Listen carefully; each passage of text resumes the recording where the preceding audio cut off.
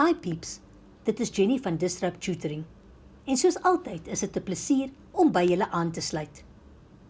Vandag gaan ons aan met verlede tyd. We continue with past tense discussion.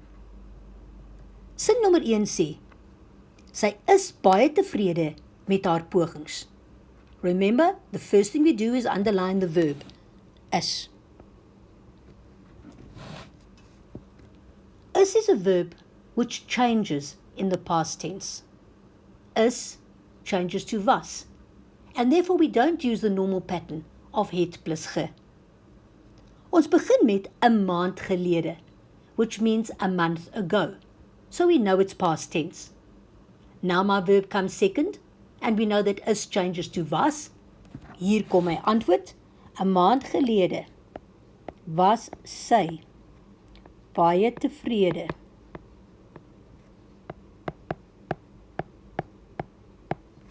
met haar pogings. Is a verb that changes, and it changes to was. Sin nommer 2. Sy daag gereeld by die oefensessies op. Ons begin met verlede maand, last month, so we know it's past tense. But let's start by underlining my verb. And this time we have a verb which consists of two pieces which can be separated. We call those verbs skeibare werkwoorde, separable verbs, and there are lots of them in Afrikaans. The separable verb in this sentence is daag op. The verb is really opdaag, which means to arrive. In the present tense, that verb is separated into two pieces. But in the past tense, those verbs come together in the correct order with ge in the middle. Kom ons probeer die antwoord. Verlede maand het, there's my het second, sy gereeld by die oefensessies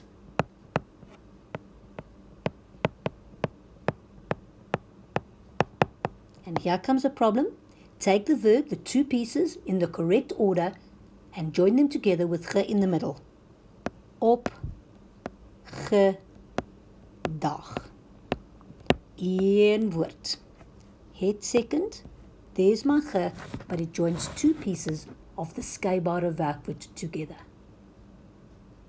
Voordat ek afsluit, wil ek net baie dankie sê aan ons Epic Borgmaatskappy wat hierdie video moontlik gemaak het.